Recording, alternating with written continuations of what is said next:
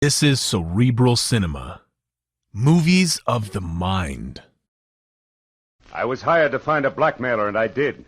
But first I found a badly beaten Adonis, a Jezebel with an accent, and a man who had been an easy mark for murder. From the pen of Raymond Chandler, outstanding author of crime fiction, comes his most famous character as CBS presents The Adventures of Philip Marlowe.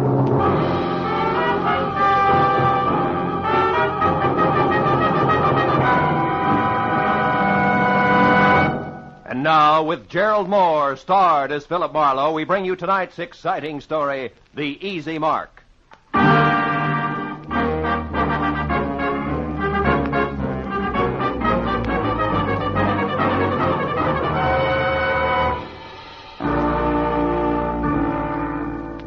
I'd spent a dull day on a duller subject, which was don't get caught with your income tax return down at midnight, March 15th.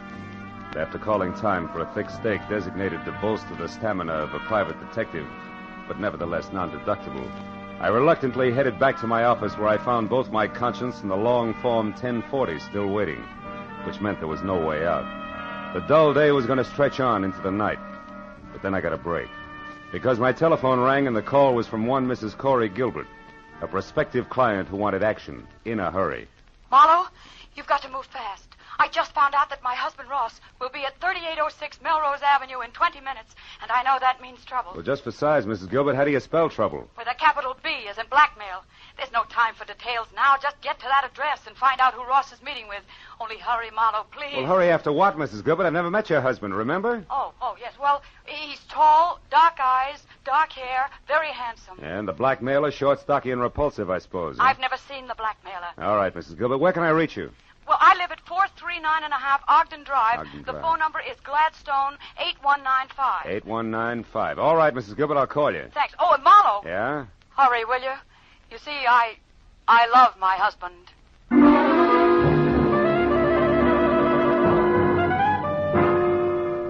I was a little more than 20 minutes finding the address on Melrose.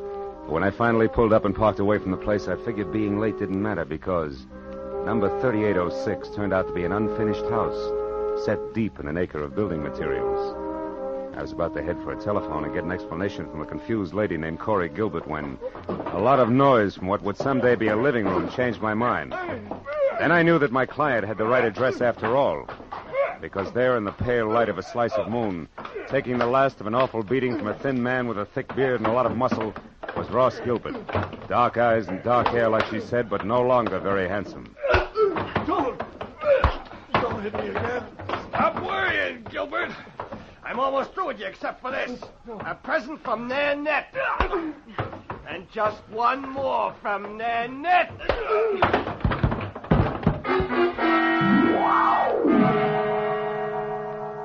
That last punch stacked Ross Gilbert onto a pile of rough lumber like he was another 1x12. And as he slowly scraped to the floor unconscious, thick beard dusted himself off lightly, jerked at his tie, and stepped out of the opening reserved for a future front door. I started over to help Ross Gilbert, but then I remembered that my client wanted to know who her husband was meeting and why, not how hard or fast he could swing. So I decided for the time being to play it quiet. When Thickbeard got into his car, I got into mine.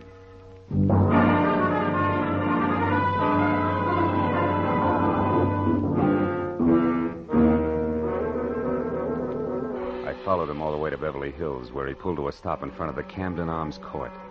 I parked, lights out, and watched him strut up a flagstone walk and knock on the door of a bungalow, number 4, which was dark. When he knocked again and it stayed dark, he took an envelope out of his pocket, wrote something on it, and jammed it into the mailbox.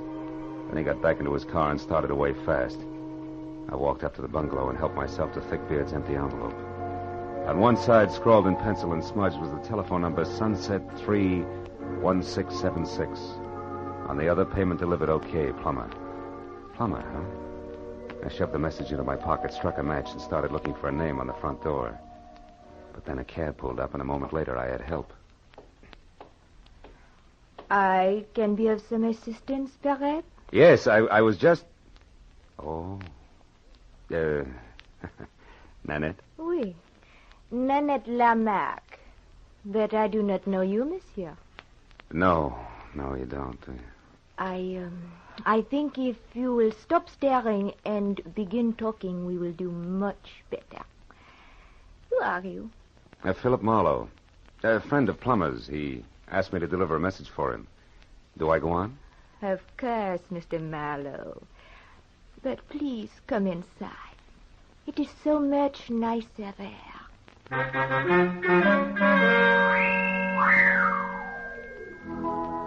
Nanette was so right about it being nicer inside. There were lights. And that made it easier to see that the lady with the thick French accent and the gorgeous waistline was something that could have mustered her own foreign legion. She was narrow green eyes and open red lips, topped by a lot of close-cropped soft brown curls that kept running into each other. And for a dress, she was wearing about 1/4 mile of draped chiffon that, in the right places, fitted a little closer than her own skin. When I told her what I claimed had been a message from Plummer himself, she purred her thanks and started to mix me a drink. When I brought up the subject of blackmail, she stopped abruptly, spilling a bottle of perfectly good Kentucky Tavern all over the table. Blackmail? What do you mean, Marlowe? Extortion, honey. The malpractice of getting a lot for knowing a little that's not nice. You are swinging wild now, mon cher. Maybe. But if it doesn't bother you, I'll stay right with it. Because I'd like to know why you and Plummer, who have such an easy mark, insist on throwing rocks. What easy mark are you talking about? A tall, dark, and used to be a handsome guy named Ross Gilbert. Ross. Soda, Marlowe? Yeah. But don't make it too sweet, honey. I can't take it that way. Nanette will be very careful not to make it too sweet. There. Tell me, mon cher, when did you last see Plummer? Before tonight, I mean. I'm not sure. I think it was at the fights over at the Legion Stadium last week. Now, do I get my drink? Oui, mon cher. You will get your drink in your face, liar.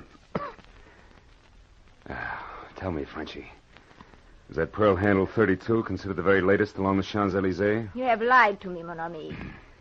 You see, Plummer only arrived in Los Angeles the day before yesterday, for the first time in his life. All right, I made a mistake about seeing Plummer at the fights last week. Now, why don't you put away the gun and we'll talk about Ross Gilbert? Ross Gilbert is a man I hate with all my heart. A man I could kill right this minute. And that, Marlowe, goes for anyone connected with him. So now get out. Oh, without even so much as an au revoir? I reserve au revoir for my friends, Marlowe. Good night.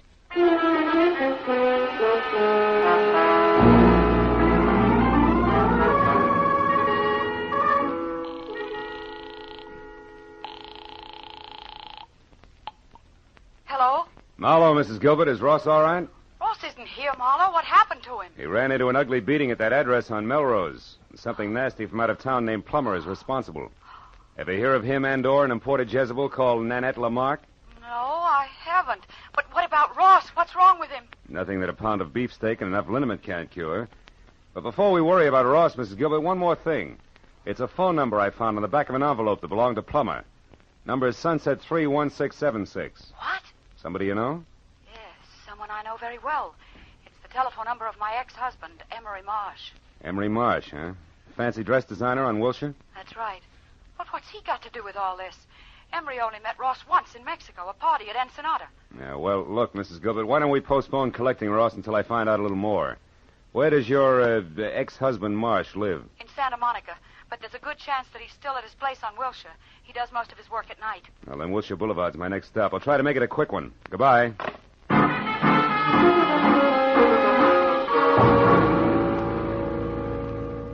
Emery Marsh's place on Wilshire was an expensive shop with a single velvet-lined show window that was home for a beautiful mannequin wearing an evening gown that would drop at the first sneeze. And after I spent 5 minutes thumping on a plush, leather-upholstered portal, a light finally clicked on someplace inside. And a moment later, Emery Marsh opened the door. He was tall, 45, sandy-haired, and looked less like a dress designer than I did. So after following his tweed back into an inner sanctum that was combed plywood behind Chinese modern furniture, I decided to play it almost straight. Now, Mr. Marlowe, what can I do for you? Well, it's a little too early to tell. I'm a private detective, Mr. Marsh, and I'm working for your ex-wife, Corey Gilbert. Corey? Mm-hmm. Is she in trouble, Mr. Marlowe? No, we're close to it. Tell me, Mr. Marsh, when you were last over to Nanette Lamarck's place at Camden Arms, when was that? Nanette Lamar. Yeah. I've never heard of her. Nor a man named Plummer? Nor a man named Plummer. Who are they? Well, in the order I tossed them out, a mademoiselle with a touchy temper and a thug who needs a shave. I don't understand. How do they concern me? Well, maybe they don't. But your telephone number turned up on Plummer. Both Plummer and Nanette are tied on to a man who at this moment is probably picking himself up off the floor of an unfinished house at 3806 Melrose Avenue. His name, Mr. Marsh, is Ross Gilbert. Gilbert? Yes, that's right. What do you know about him? Well, very little. I only met him once at the Riviera Pacifico. Riviera Pacifico. The hotel at Ensenada in Mexico. Matter of fact, it was the same night that he met Corey. Which didn't make you very happy, huh? No, you've got it wrong. Corey and I were already divorced. The three of us meeting was nothing more than an accident. Oh. And when Ross and Corey parlayed that accident into marriage, were you still smiling? Better than that, Mr. Marlowe. When that happened a month ago, I was grinning. You see, until then, I had been paying Corey $1,200 a month alimony for 2.5 years. And Corey gave all that up for love and Ross Gilbert, huh? Ross Gilbert isn't exactly a pauper, Mr. Marlowe. No, I guess not. Blackmailing a pauper doesn't add up. What did you say, Mr. Marlowe? I said putting the bite on somebody who has nothing is like sucking a lollipop with a cellophane on it. You get action but no results, you see? Oh. Now tell me, why does the word blackmail come home to roost, Mr. Marsh? You wouldn't happen to know who the guilty party is, would you? No, Mr. Marlowe. And what's more, if I did, I certainly wouldn't keep that sort of thing to myself. Oh, no, I don't think you would. Well, thanks anyway, Mr. Marsh. You've been a big help. I'm glad. And if I can be of any further help, don't hesitate to call on me, Mr. Marlowe. Please. Oh, I won't, Mr. Marsh. You can depend on it.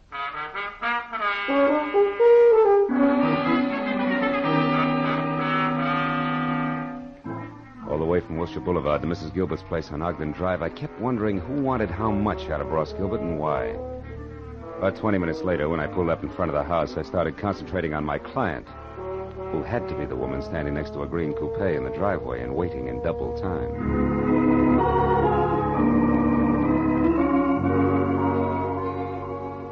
Corey Gilbert was long, flowing blonde hair draped over shoulders that at the moment looked like they were carrying the weight of the world. But she was prettier worried than most women who always keep it gay. Mr. Marlowe? Yeah, Mrs. Gilbert? Yes. Your husband shown up yet? No. Marlowe, what do you suppose Take it easy. Maybe we'd better have another look at 3806 Melrose Avenue, huh? Whatever you say. Shall I drive? If you've got a license. Yes, Mr. Marlowe. I've got a license. Well, okay, let's go.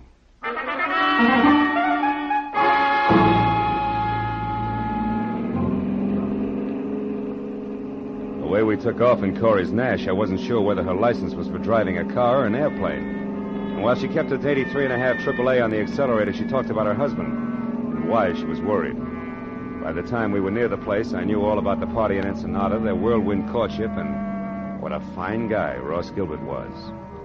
When we got out of the car and started over the last 100 yards toward the unfinished house, I'd learned everything Corey knew about the blackmail angle, which wasn't very much. It started last week, Marlowe, when we got back from our honeymoon. Ross wasn't himself at all. He was worried. He forgot how to laugh. He argued with me over any and everything. Where does the blackmail come in? I don't know. He wouldn't tell me what was wrong. Then this evening, just before I called you, I overheard him talking on the telephone. That's when I caught the word blackmail and this address. Now, maybe Ross will be able to fill in a few of the blanks for us. Oh, he was over here in this room on a pile of lumber when Ross!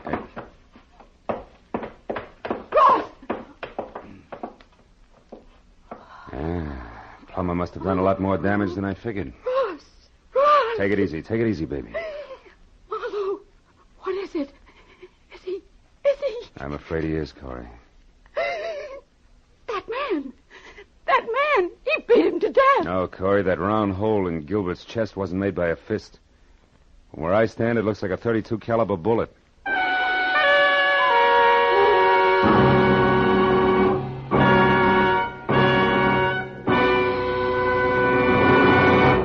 In just a moment, we will return to the second act of The Adventures of Philip Marlowe. But first, for some new wrinkles in the mystery field, look on the face of Mr. Jack Benny, eminent producer of the mystery comedy The Lucky Stiff, which opened in New York today.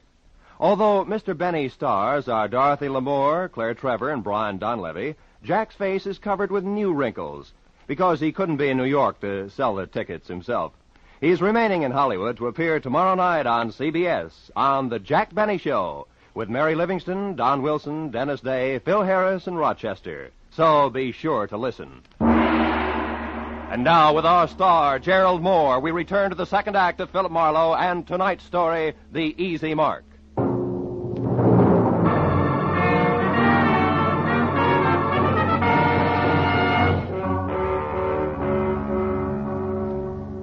Corey Gilbert's face went sickly white, and her mouth twisted on the brink of hysteria as she stared at the dead man.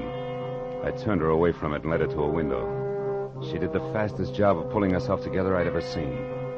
Then I went back to the body. On the way, I noticed a folded scrap of paper on the floor.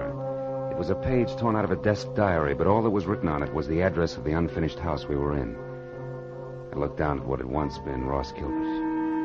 The setup didn't make any sense. A victim of blackmail had been beaten up by a total stranger, and then, a little while later, murdered. Somebody had killed the goose that was laying the golden eggs, and it didn't figure in any direction. Well, I just about decided to go through his pockets when a sound from Corey changed my mind. Marlowe, come here, quick. What is it, Corey? There's someone out there. I saw a shadow move. Get away from the window. Marlowe, there, running. Why, it's a woman. Yeah, and quite a woman. What do you know?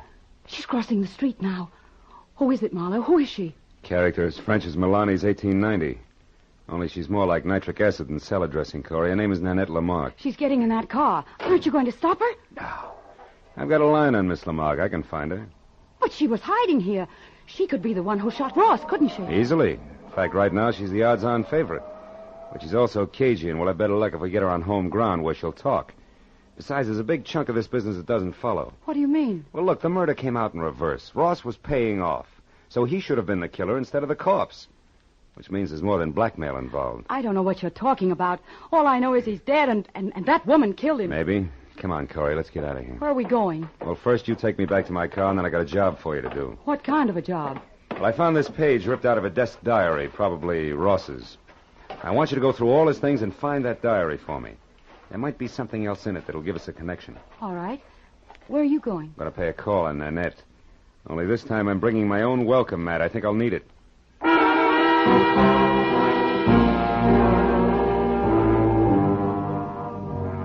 After Corey dropped me off, I called Lieutenant Ibarra at Homicide, reported the body, and then I got into my own car and drove out to Beverly Hills again, to the Camden Arms Court. Nanette's bungalow had lights on. I parked down the street and made tracks back through the landscaping to a side window. Nanette was playing pin-up girl on the arm of a divan. She watched someone pace back and forth across the room. When I got close enough to hear what was being said, that someone turned out to be Corey Gilbert's first husband, Emery Marsh. Around like chickens with their heads off. So Ross Gilbert was shot to death. But I've got to know the truth about one thing, Miss Lamarck. My entire life's work is at stake. Can't you understand? All right, Monsieur Marsh. Do not break out into tears, I will tell you. Plummer is merely a private investigator I hired to locate Ross Gilbert for me. Now, are you happy? No. Why did such a person have my telephone number? That's what I want to know. I'll be ruined if I'm involved in this mess. My reputation means everything to my business, and, well, things aren't going too well just now. If I'm connected with a scandal, I'll be wiped out. Well, stop worrying. I saw you with Ross Gilbert 3 or 4 times before he disappeared. So I gave your name to Plummer as a possible lead to Ross. That is all. Why did you want to find Ross Gilbert? That, mon ami, is none of your business. You found out what you wanted, so good night. All right. I'll go. But can I count on you to keep my name out of this? Listen, I am counting on me to keep my own name out of it. And I will be very busy doing that. Good night.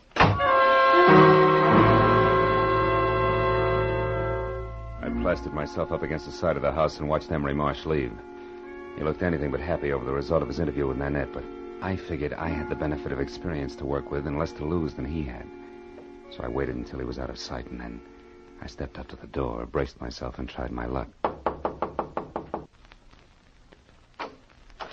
You again. Yeah, and I want to talk to you. Get your foot out of my door. Oh, get out of here. Get out. Not until we've had a nice, quiet chat, Nanette, and I think we'll take up where Emery Marsh left off. What? Look, just who exactly are you, Marlowe? Your boy Plummer and I are distant fraternity brothers, but there the similarity ends. Just another cheap private detective. Oh! Okay, baby, if that tough stuff's the only language you understand, we'll talk that. Oh, stop it. Leave me alone. Now get over there. Sit down. Oh, you ape! I'd be nice to me if I were you, Nanette. Because I just love to see a rope around that lovely neck of yours. And what's more, I can almost put one there. You're in a mess right up to your accent. So start making answers beautiful and keep them straight. First, why did you put Plummer on Ross Gilbert's trail? Because he double-crossed me, that is why. Double-crossed you? How? He ran away from me. He was mine, all bought and paid for, you understand? Not exactly. When I met him, he was flat broke. I bought him every decent stitch of clothes that he had. Gave him everything he needed to be a gentleman because we were going to be married. And then he ran out on me and took everything with him that he could lay his hands on. Go on. Nobody does that to Nanette Lamarck. Nobody. So you hired that licensed thug Plummer to find him and beat him half to death, right? Exactly. Well, go ahead, baby. The story doesn't end there. Tell me the rest, the good part.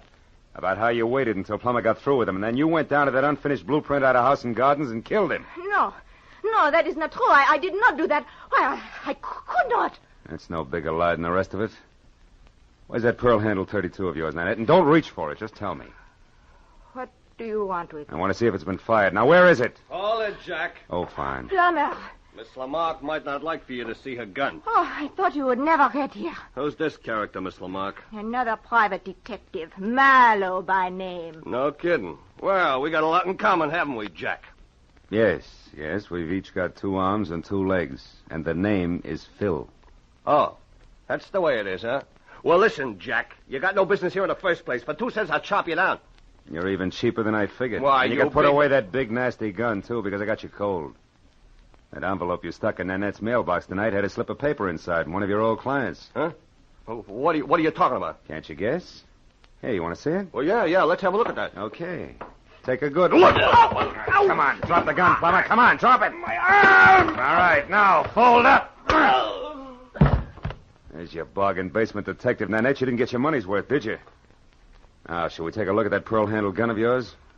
It is over there in my bag. Thanks. Clip's full, and that smell sure isn't gunpowder. Of course not. I did not kill Ross. Why, I was not even inside of that building where he was. Yeah, I know, but you... Wait a minute. Say that again. I said I was never inside that unfinished house where he was found. When I drove up, you were already there, so I left. Yeah, I know. And Plummer's gun is... fully loaded. Hasn't been fired either. Baby, you've just given me a great idea. An idea? But I do not understand. Never mind, I'll explain it to you later. And incidentally, you better be around. Right now, I've got to find out one more thing, and then maybe I'll pop this whole shebang wide open.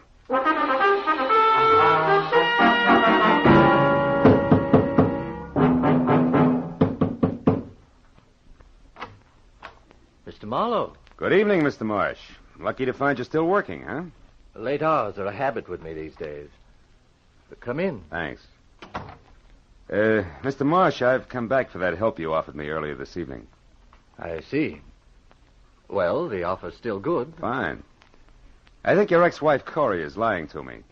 She claims you didn't know Ross Gilbert, that you only met him once at that party in Ensenada, but you did know him, didn't you? Why, yes. As a matter of fact, I did get acquainted with Ross slightly. We had dinner together a few times. Uh-huh. And you really did favor his marriage to Corey because it freed you automatically from that alimony load you were carrying. That's correct, Marlowe, but I don't And it's see... also correct, isn't it, that you couldn't afford to go to court to have your alimony reduced because that would let your snobbish clientele know you were going on the rocks. Yes, that's also true. And maybe it's true that you actually engineered the marriage and it backfired on you. Very smart, Mr. Marlowe. Just keep your hands at your side. This might go off. Yes. Well, I expected a reaction, but not quite so soon. Too bad. I'll trouble you for your gun, now that you've got it all figured out. Yes, Marlowe, I engineered that marriage. Corey was attracted to Gilbert, but he was broke. I knew that would scare Corey off if she found out. So you and Corey made a deal, particularly with Ross. He wanted to marry Corey. You supplied the cash for his courtship, right? Yes, only he wouldn't stop there. He kept demanding more. Sure, that figured from the start. Ross wasn't being blackmailed. He was the blackmailer himself, and that made you worse off than before, so you killed him. You're so right, Mr. Marlowe. And remember, the price for 2 murders is the same as for 1. So you've really left me no alternative. I'll give you an alternative, Emery. Corey! One thing you didn't count on. I really loved Ross Gilbert. Well,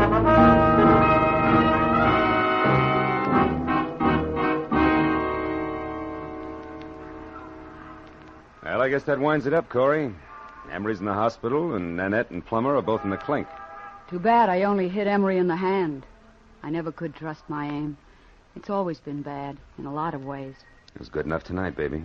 Lucky for me you showed up when you did. Say, what made you come to Marsh's place, anyway? Well, that page from the desk diary paid off, Marlowe. Only we made a mistake. No? It didn't come from Ross's diary. It came from Emery's. I finally remembered his handwriting. Mm-hmm. Now, you tell me something, Marlowe. Yeah.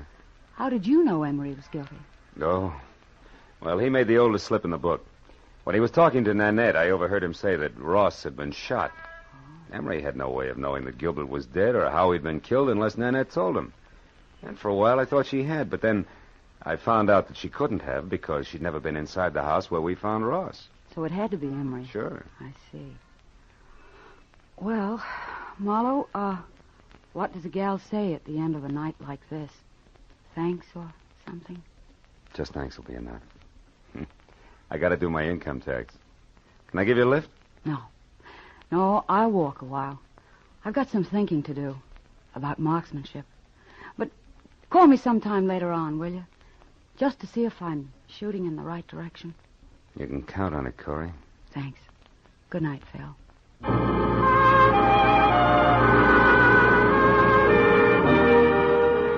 I watched her for a moment as she walked down the street all by herself, deep in her own thoughts, and it looked to me like she was playing it strictly square. I almost wanted to follow her. The first time in a long time, I felt like I wanted to get to know a client better.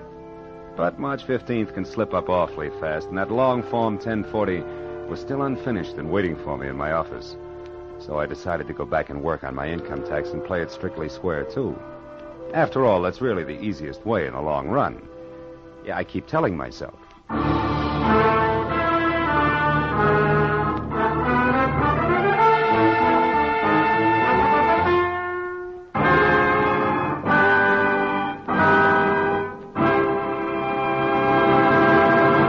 The Adventures of Philip Marlowe, created by Raymond Chandler, stars Gerald Moore, and is produced by Norman MacDonald. The script by Mel Donnelly, Robert Mitchell, and Gene Levitt was directed by Ralph Rose.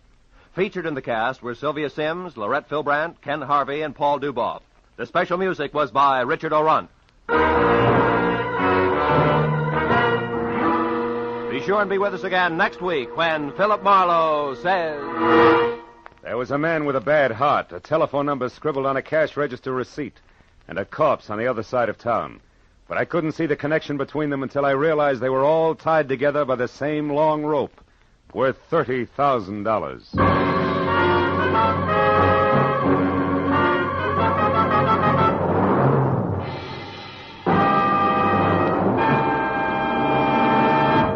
Next Wednesday evening, February 2nd, CBS will bring you a moving, powerful drama of a reporter who took an assignment he eagerly sought, only to find it came too close to home. Its title is Mind in the Shadow. Its star is Eddie Albert, and its story tells how the reporter set out to reveal the shocking facts about our mental hospitals, and then learned that his lovely young wife might have to enter one. Based on actual documentary evidence of conditions existing today, you'll find Mind in the Shadow, a revealing story of something which could happen to you. Hear Mind in the Shadow, starring Eddie Albert, next Wednesday evening, over most of these same CBS network stations. Now, stay tuned for Gangbusters, which follows immediately over most of these same stations.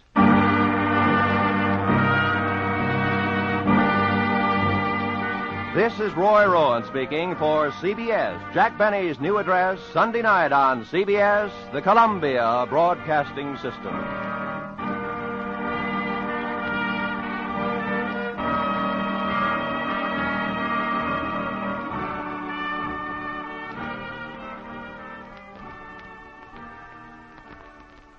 Cerebral Cinema hopes you have enjoyed this movie of the mind.